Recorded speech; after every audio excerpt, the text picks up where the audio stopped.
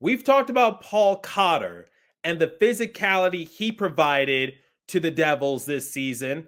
Obviously, he broke the single season hits record. But what about the person that was just under him, Brenden Dillon? What about his physicality and also his tremendous leadership? We have a lot to break down in today's episode of Locked On Devils. You will also hear from Brenden Dillon when we spoke with him during exit interviews. Buckle up, everybody. You're Locked On Devils, your daily podcast on the New Jersey Devils, part of the Locked On Podcast Network, your team every day. Hi, this is Bryce Salvador, and you're Locked On Devils with Trey Matthews. Elliott scores! Oh, Stevens stepped up, nailed it. Brodor's got the puck. What a shot. The Devils win the Stanley Cup. Alrighty now, what is up, New Jersey? Welcome back to the Locked On Devils podcast here at the Locked On Network. I'm your host, College Hockey Play Announcer, Devils Wire Pucks Pitchforks, and also part-time credential media member, Trey Matthews. We are inching closer to the start of training camp, which means the regular season is right around the corner. We are closer than ever to hockey. It's been a long off season filled with mostly disappointment because I think we expected a little bit more from the Devils front office, but that's a discussion for another time. As you guys know, throughout the course of the offseason, I've been posting retrospective episodes on Devils players, talking about their 2024-2025 season, their impact, their future, playing clips from their exit interviews. I had the chance to attend those interviews and ask some players questions, and it dawned on me, I never did a retrospective episode on Brenden Dillon, who is one of the top 4 defensemen on the Devils roster. And I got to make it up to Dilly because we can't forget about him. So this episode is going to be all about Brenden Dillon, his impact, his leadership, and of course, his physicality. I will also play soundbites from his respective exit interview. So let's kick things off with his impact. He appeared in all 82 games. He and Dawson Mercer were the only 2 players to do so this season. He registered 2 goals. Okay, he doesn't really produce offense, but that's not his bread and butter. He had 14 assists, 4th among Devils defensemen, just below Dougie, Luke, and Kovacevic. He had 16 points, but here's where things get interesting because, like I said, he doesn't produce offense. 108 blocks, 2nd on the roster.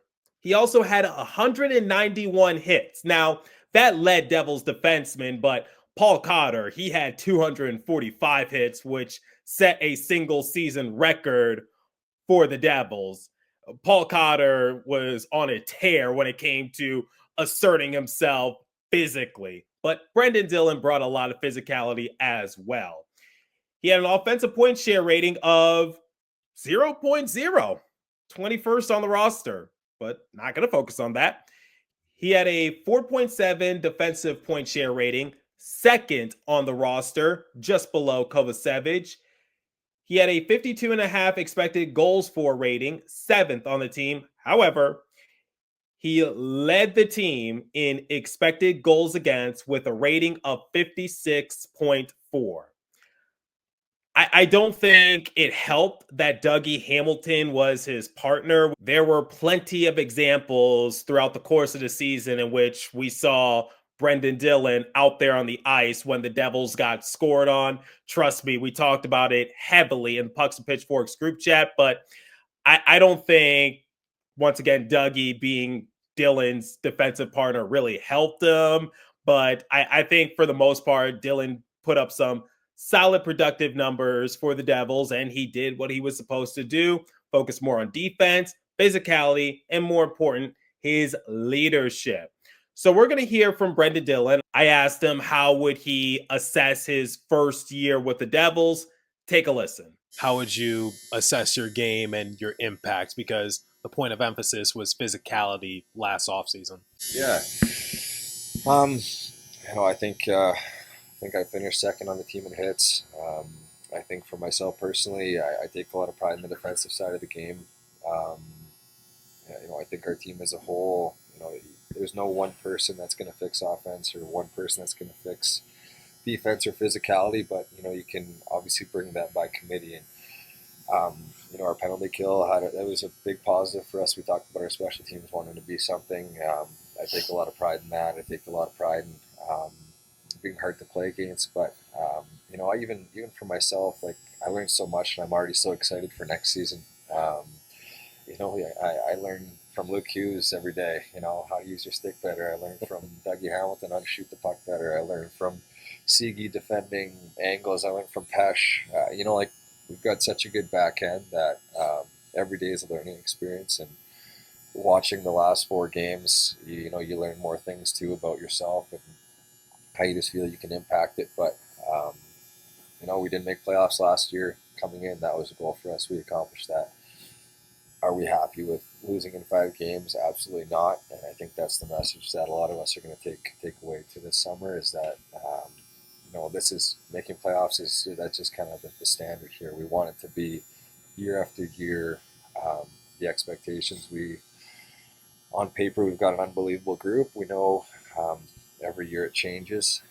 That's just the reality of pro sports and hockey. And it was a great group of guys to, be a part of. And for myself, once I get this figured out with getting back to 100%, I'm just excited for next year. I'm excited to bring more of that, to be, that, I don't know if babysitter is the right word, but play with the young guys, play with the veteran guys, whatever role is really needed. I've kind of done that throughout my career. I'm happy to do it, and I just love being a Devil. Let me just say, Brenden Dillon is one of my favorite players to interview. He always goes in great detail. I just love his insight. When assessing Brenden Dillon, he's a big, strong defenseman, generally uses his size effectively in his own zone. He will never put up big offensive numbers, but is effective at getting the puck moving in the right direction. His size helps make him a good penalty killer as well. He is effective on a pairing with an offensive-minded defensive partner, which is why he was with Dougie Hamilton, because as we all know, Dougie focuses more on offense as opposed to defense, but I don't think his defense is as bad as advertised. I think people just put a magnifying glass on his stats or mistakes, but I've talked about it in a prior episode. Brenden Dillon focuses more on defense. And Brenden Dillon is entering the second year of his 3-year, $12 million contract. He has a cap hit of $4 million. His numbers are what I expect out of him, which is I knew he wasn't really going to focus that much on offense, but when it came to defense, when it came to physicality, when it came to leadership, that's where he makes his money. That's how he earns himself a good reputation, not only in the locker room, but throughout the league. Dillon has been in the league for quite some time. He's made numerous playoff appearances. He's been all over the map. So I think Brenden Dillon, for what it's worth, I think he was a good ad for the Devils. People always complain about the Devils' physicality, but bringing in people like Paul Cotter, like Brenden Dillon, Stefan Nason, you name it, just to add more snarl, if you would. Those are the words that Nason described to me when I asked him about the Devils' physicality. He said that players like him and the other players I just mentioned, their job is to add more snarl on the Devils roster. And I think they did that. We'll talk more about Dillon's leadership and competitive spirit because, as we all know, the playoffs were kind of short-lived for Dillon. He was unfortunately ruled out after game 1, which didn't make things any easier for the Devils. He joined Luke Hughes, Jonathan Kovacevic in that mix as well. But just to give you guys a quick preview, going back to what he said in his soundbite, the fact that he feels like not only can he provide a lot of leadership to players like Brett Pesce or Luke Hughes, players that are younger than him, but he could learn a thing or two from them as well. He knows it's reciprocal. He knows it's a two-way street. That's the type of camaraderie. That's the type of chemistry I love to see from the Devils. Brenden Dillon, a great ad, not only on the ice, but in the locker room as well. So we'll talk more about that momentarily. But before we continue, let me tell you guys about Monarch Money. Most people can't name all their financial accounts or even what they're worth, whether it's 401ks, properties, or investments. And when you don't have the full picture, you could end up leaving money on the table. That's why there is Monarch Money. It's an all-in-one personal finance tool that brings your entire financial life together in one clean, easy-to-use interface on your laptop or your phone. Monarch is built for people with busy lives. If you put off organizing your finances, Monarch is for you. Monarch does the heavy lifting for you. You can link all your accounts in minutes, see clear data visuals, get smart categorization of your spending, and finally feel in control of your money without ever touching a spreadsheet. So for me, I realized I was spending a lot on takeout, and using Monarch Money really helped me not only eat healthier, but make my wallet healthier as well, which I think is more important. Don't let financial opportunities slip through the cracks. Use code LOCKEDONNHL at monarchmoney.com in your browser for half off your first year. That's 50% off your first year at monarchmoney.com with code LOCKEDONNHL. Okay, as we all know, Dillon had a very awkward collision with William Carrier during round one of the playoffs against the Hurricanes.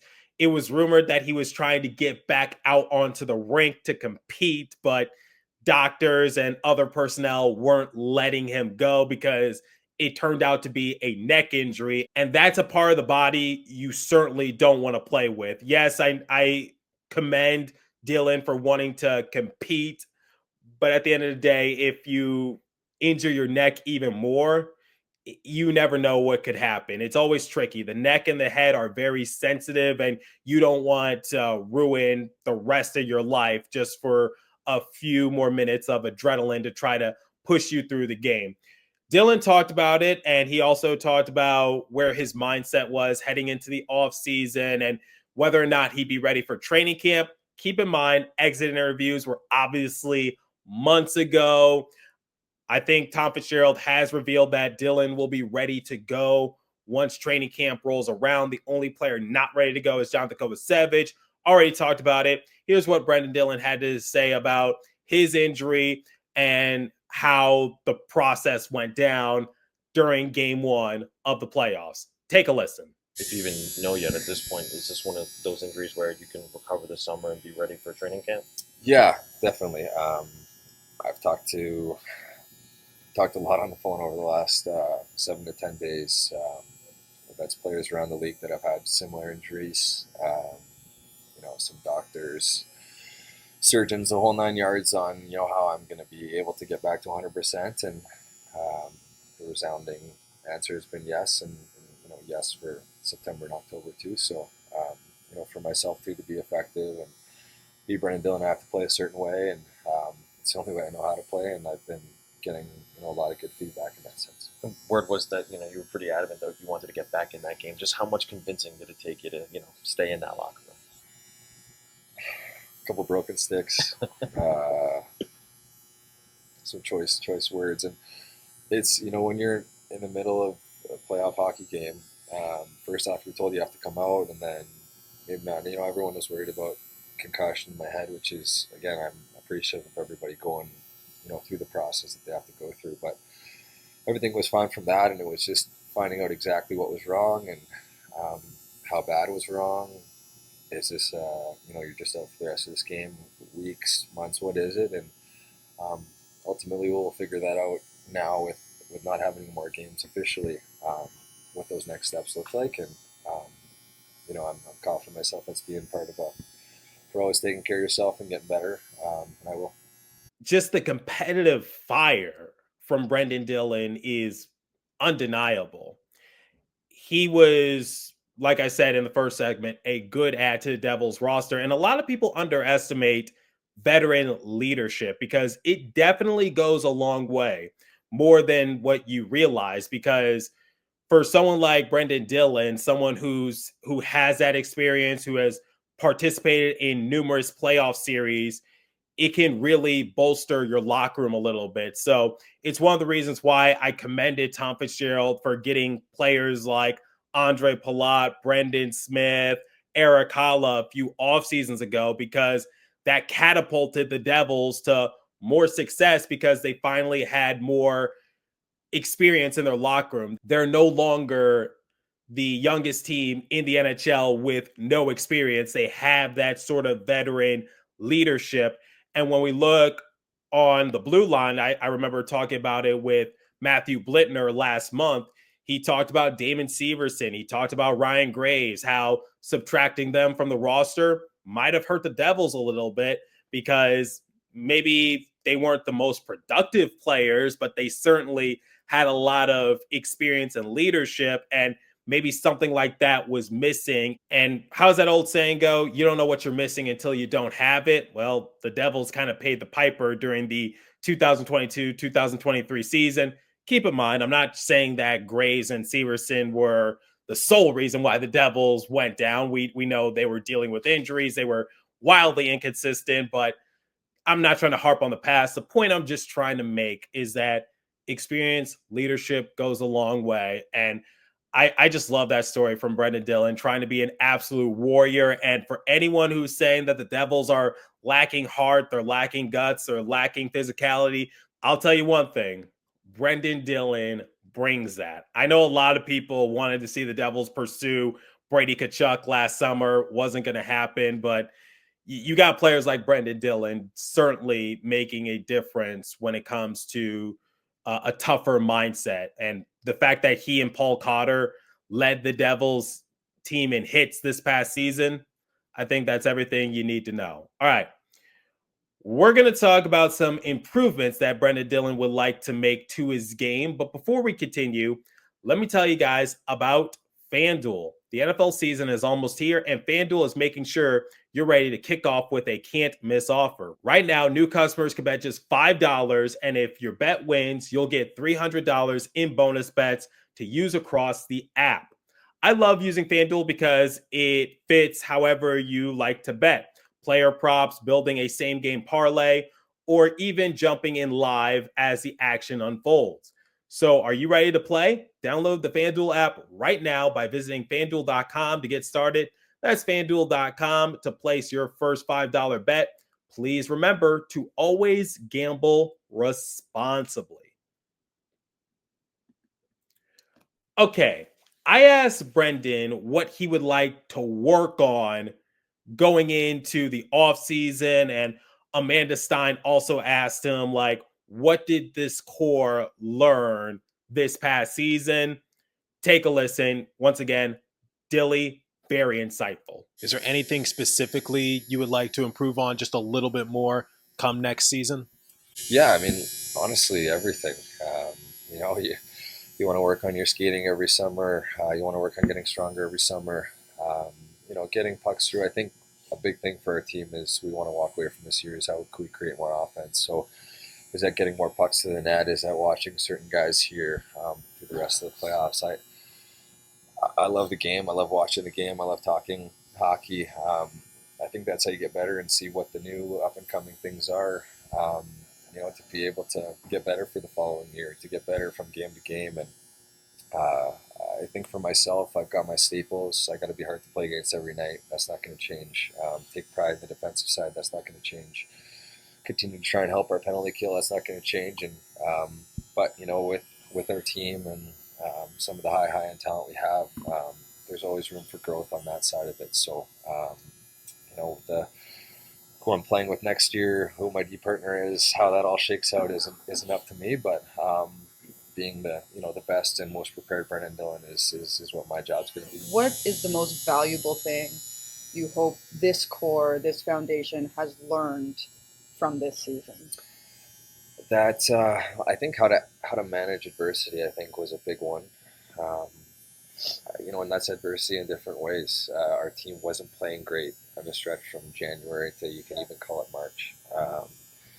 We were so good early on at Christmas time. I think when we left after the Ranger game, we were like third or fourth in the league, and we're sitting on a high, and then all it takes is a couple days, and teams now not being surprised by the Devils, right? We don't want to be a team that, teams are. We want to be a measuring stick team for sure, and we want to expect every team's best. That's just a compliment to your own personal team that, teams aren't taking you for granted. Teams know you're a good team, so you're going to get their best, and we got that the second half. We got that down the stretch. Carolina said at the end it wasn't just an easy, 4-gamer. There was a couple overtimes, and even with as banged up as we were, we gave an honest fight. And you learn a lot about character when you're in tough situations like that, and I think we just have to realize that it's hard to win in this league, and whether that's year 1 or year 13, it's hard to make playoffs. It's hard to get a chance, and you play 82 games in 7 months and go through injuries and tough stretches just to get a chance to win the Stanley Cup, and we don't want to be in this situation again next year here.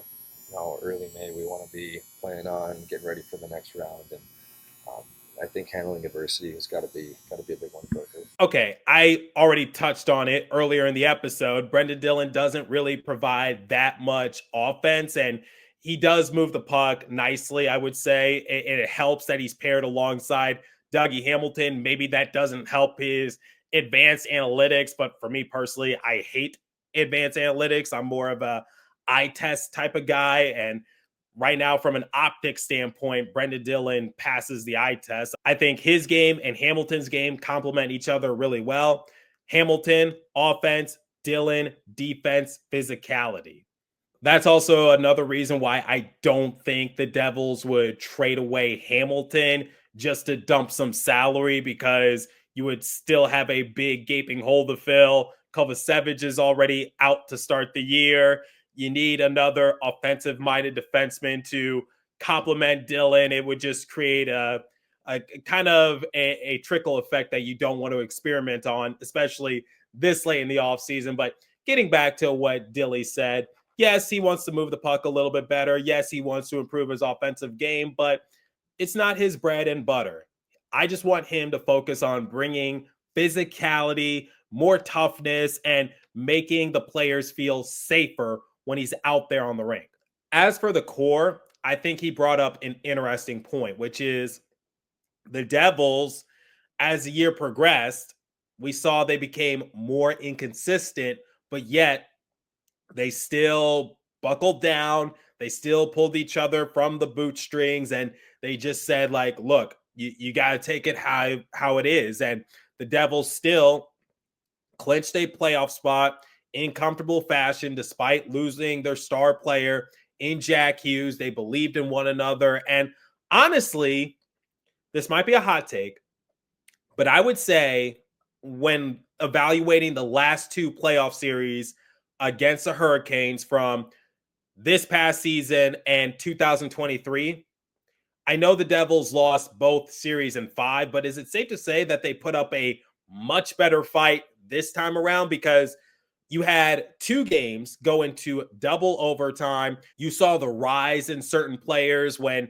Brenden Dillon, Jonathan Kovacevic, and Luke Hughes went down with their injuries. It was rumored that Brett Pesce was also dealing with something. He could have gone down with his respective injury. I was just rather impressed with how the Devils still buckled down and were able to make the series somewhat competitive. Jacob Markstrom, phenomenal in between the pipes. I'm expecting big things from him this upcoming year, but Brenden Dillon brought up that interesting point that I just wanted to highlight because, yeah, I think the core deserves a lot more credit, albeit I would like to see them win more games this upcoming year. But I think for the most part, they made it back to the playoffs, and technically that's an improvement compared to the 2023-2024 season. So, yeah, my final verdict on Brenden Dillon, solid contributor on the defensive end, brings great physicality, but I'm more impressed with his leadership, and he's been everything he said he was, especially last year when I had the chance to interview him during the offseason when he first signed with the Devils. He's had the chance to play with so many great all-time players out in San Jose, like Joe Thornton, Patrick Marleau, Tomas Hertl, Joe Pavelski, you name it. He has that sort of veteran leadership. He's played with the Capitals with Alexander Ovechkin, and this is what I'm also expecting from Connor Brown as well. Bring some veteran leadership and try to establish a winning culture within the locker room. And it helps that the Devils also have a few other past champions on their roster because people like Dillon and Brown haven't hoisted Lord Stanley, but you get the point I'm just trying to make. Oh, speaking of which, I need to do a retrospective episode on Brett Pesce as well. I'm a little behind when it comes to Devils Blue Liners, but let me know your thoughts on Brenden Dillon and his impact this season. I think he was good as advertised, and I loved the physicality and the leadership he brought to the roster. Leave a comment down below if you're watching on YouTube. If you're listening on podcast streaming service, hit me up on my personal X-Page app at TreyMatt4 or the show's X-Page app at Locked On Devils. As for today's episode, that's all the time I have for you. Continue to stay safe. Have a wonderful day in New Jersey. Go Devils. I'll catch you guys next episode. Thanks for listening once again.